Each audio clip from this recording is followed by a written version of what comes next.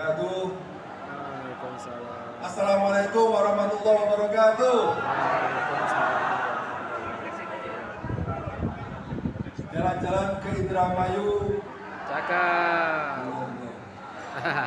Jalan-jalan ke Indramayu makan cabai dan soto babat. I love you alumni IPB yang hebat-hebat. Jalan-jalan ke Surabaya naik bus. Sayangnya pantun saya sudah habis.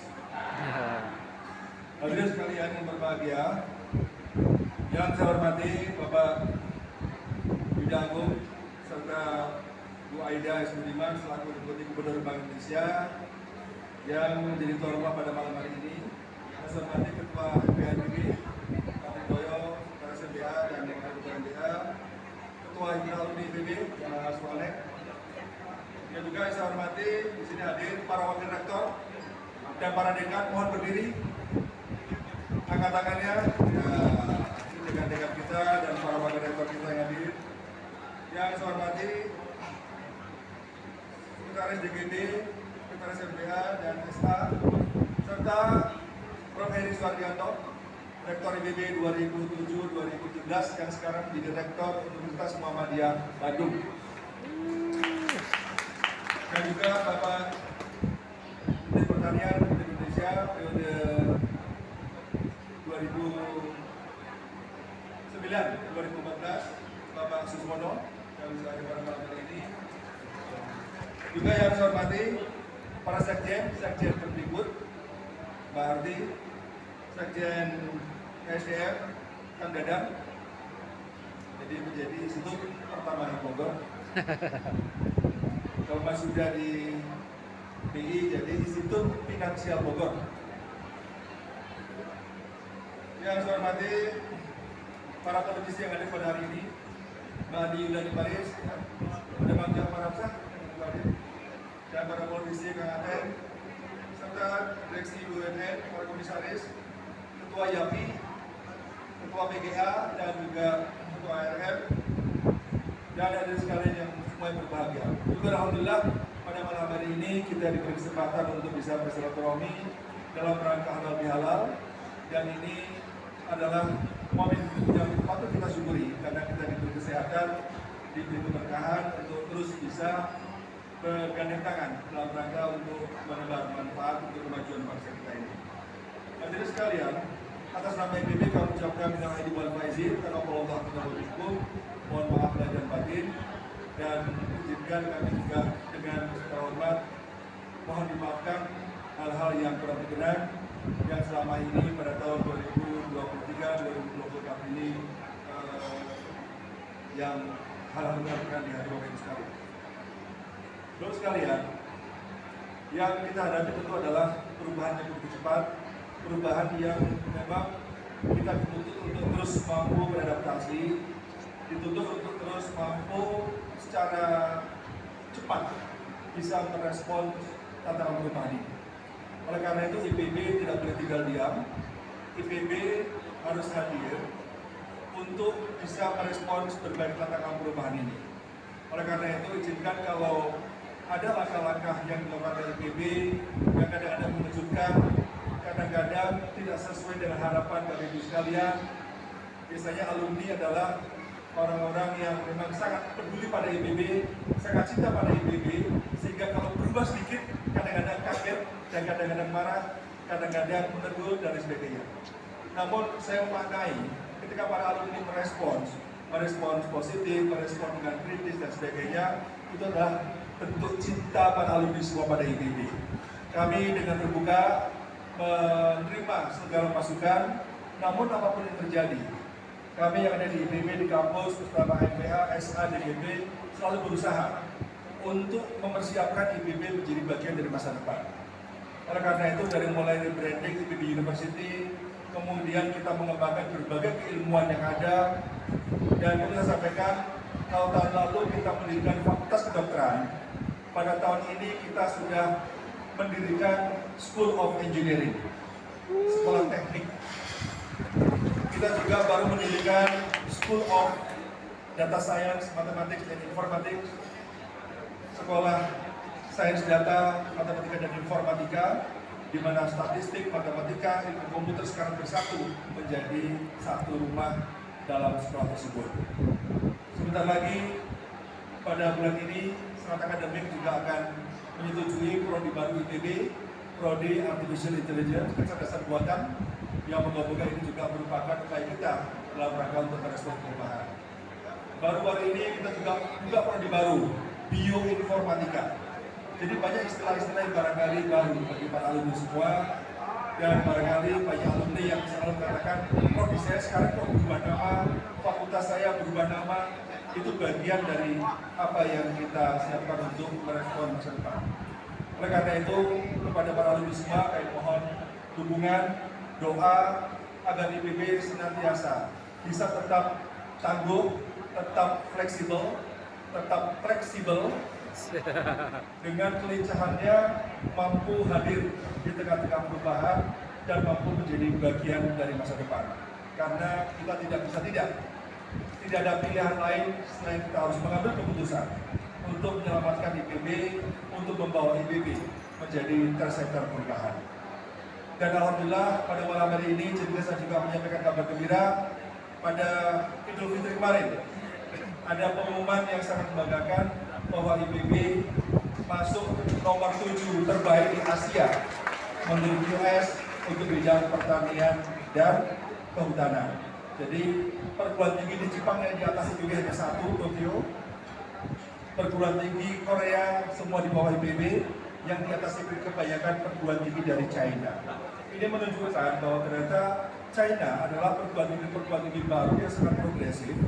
Ketika pada tahun 2015, saya berkunjung ke beberapa perguruan tinggi top China. Pendekatan AI, pendekatan robotik, dan berbagai teknologi baru 4.0 di bidang pertanian dan maritim belum terlalu berkembang. Tapi dalam 5 tahun terakhir ini, inovasi-inovasi yang dikembangkan di China itu luar biasa. Dan alhamdulillah IPB di dunia ini belum bergeser, masih tetap di 51 dunia. Kita di Asia Tenggara masih nomor terbaik, nomor 1 untuk bidang pertanian. Saya berharap para alumni semua, kadang-kadang saya sampaikan, saya itu nggak suka ranking. Semua orang nggak suka ranking. Masalahnya, semua orang ngecek ranking. Nobody like ranking, but everybody check the ranking. Itu masalahnya. Jadi, ranking semua ini saya persembahkan untuk para alumni. Dan yang saya kira penting juga sampaikan ada lembaga baru. Jadi lembaga di dunia ini perankingan itu ada QS, ada THE. Dulu THE sama QS bersatu, pecah menjadi THE sendiri, QS sendiri. QS sekarang pecah lagi, namanya Applied HE. Dan lembaga pecahan QS, lembaga kredibel ini, alhamdulillah menempatkan IPB terbaik nomor 3 di Asia Tenggara untuk overall. Dan terakhir di bidang impact ranking. Karena orang tidak hanya bicara tentang publikasi, tidak hanya bicara tentang mobility, tidak hanya bicara tentang research dan pendidikan, jumlah profesor dan lain sebagainya. Tapi ternyata sekarang ada lembaga perankingan tentang impact. Impact itu apa? Bagaimana perguruan tinggi memberikan dampak pada kemajuan, pada perubahan di masyarakat yang diukur dalam Sustainable Development Goals. Alhamdulillah, Time Higher Education 2023 akhir kemarin menempatkan IPB untuk SDGs nomor 8, peringkat 1 dunia. Menempatkan IPB SDGs ke 1, no poverty nomor 10 dunia, dan SDGs nomor 2, zero hunger nomor 9 dunia. Jadi ibu sekalian, impact ini saya kira penting bagi kita karena kualitas dan kualitas sebagai manusia adalah yang terus menebar manfaat untuk orang lain. Dan sebagai perguruan tinggi adalah bukan soal ranking, tapi soal bagaimana memberi impact pada kemajuan bangsa ini. Memberikan impact pada masyarakat, pada kemajuan industri, pada kemajuan kebijakan-kebijakan yang diambil oleh pemerintah, dan sebagainya. Alhamdulillah ibu sekalian, IPB hingga detik ini, dalam 5 tahun terakhir, kita sudah mendampingi kurang lebih sekitar 4.667 desa di Indonesia. Artinya 6,1% desa di Indonesia sudah disentuh oleh IPB. Ini jumlah yang tidak kecil, dan ini adalah berkat kerjasama antara IPB dengan para alumni, dengan himpunan alumni IPB. Kita selalu bersanding, selalu bergandeng tangan dengan pemerintah daerah, pemerintah pusat, dengan swasta, dengan para petani, dengan masyarakat untuk mengembangkan berbagai program-program pengembangan masyarakat. Jadi jumlah ini sekaligus secara kuantitas kita ingin menunjukkan bahwa kita memiliki cakupan yang besar, karena IPB 3S varietas unggul IPB dengan produktivitas 12 ton per hektar sudah berada di 26 provinsi. Pepaya Kalina sudah ada di 11 negara. Nanas TK1 sudah ada di 3 negara. Dan inilah inovasi-inovasi IPB sekarang bukan lagi inovasi-inovasi untuk Indonesia, tapi untuk Indonesia juga untuk dunia. Kita berusaha bahwa local global connectivity, kaitan antara lokal dan global, bahwa langkah-langkah kita lakukan dari IPB inovasi ini harus dinikmati oleh masyarakat di dunia. Inovasi-inovasi kita sudah masuk ke Madagaskar. Inovasi-inovasi kita, pupuk bertain sudah ada ke 11 negara. Kopi kita sudah ke 9 negara.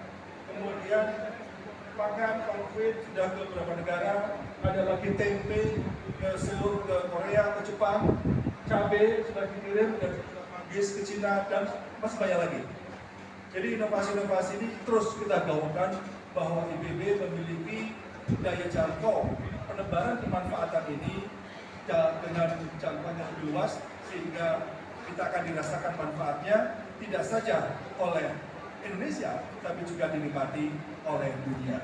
Oleh karena itu, sekali lagi kerjasama dengan alumni itu menjadi sangat penting untuk terus mendorong bahwa desa-desa di Indonesia, petani-petani kita bisa hadir dengan produk-produk yang berkualitas untuk bisa dinikmati oleh berbagai negara. Saat ini kalau dinikmati 57 sekalian supermarket di Jabodetabek sebagian disuplai oleh IPB. Jadi kalau pergi ke Pacific Place, silakan lantai 5 ada logo IPB karena kita menjual produk inovasi di Pacific Place yang kita baru buka tahun lalu. Dan masih banyak lagi tempat-tempat lain di mana kita ingin berusaha hadir dengan inovasi-inovasi, karena inovasi ini kita harapkan bisa menginspirasi untuk kemajuan bangsa kita ini. Bapak sekalian, hadirin semua yang berbahagia, dengan inovasi-inovasi inilah kita sudah mengembangkan sains teknopark. Visi yang dikembangkan sudah diwariskan oleh Prof. Heri kepada saya, bahwa kita ada double track. Satu adalah technopreneurship, yang kedua adalah sociopreneurship. Kita memiliki double track Techno-Sociopreneur University dengan ciri inovasi untuk kemajuan usaha industri, juga inovasi untuk kemajuan masyarakat. Dua-duanya sama-sama penting, dua-duanya sama-sama bagian dari ikhtiar kita untuk memperkuat kemajuan ekonomi Indonesia. Bapak sekalian, yang terakhir saya sampaikan bahwa IPB juga mengundang para alumni semua untuk hadir memberikan pengalaman-pengalamannya melalui kegiatan alumni mengajar. Kita ada program di Buharti, praktisi mengajar. Dengan praktisi mengajar, maka alumni-alumni IPB yang menjadi praktisi kita undang untuk bisa nanti hadir menemani para mahasiswa semua agar bisa mendapatkan insight, experience baru, wawasan baru agar lebih up to date terhadap kondisi lapangan ini. Kami juga mengimbau pada kita semua, Yayasan Alumni Peduli IPB YAPI, di meja ini sudah disebarkan. Kita ini berusaha untuk terus memberikan bantuan untuk para mahasiswa. Jadi ada skema-skema yang sudah disiapkan oleh himpunan alumni IPB melalui Yayasan Alumni Peduli IPB. Ada beasiswa untuk kuliah-kuliah tunggal 1 semester, untuk 2 semester, untuk bantuan living cost dan lain sebagainya. Silakan bagi sekalian bisa berpartisipasi, bahwa hal yang paling penting untuk kita catat adalah cara terbaik untuk mengatasi kemiskinan di Indonesia ini adalah dengan cara memberi akses pada masyarakat kita untuk mengenyam pendidikan tinggi. Insya Allah dengan adik-adik kita mengenyam pendidikan tinggi, maka adik-adik kita yang berasal dari keluarga kurang mampu, insya Allah setelah lulus dari IPB bisa mengangkat derajat keluarganya. Jadi peran alumni IPB melalui HIPB, melalui YAPI, PGA, dan juga Batom yang lain akan bisa sangat membantu dalam rangka mengentaskan kemiskinan di Indonesia melalui jalur pendidikan. Sekali lagi saya ucapkan terima kasih. Assalamualaikum warahmatullahi wabarakatuh.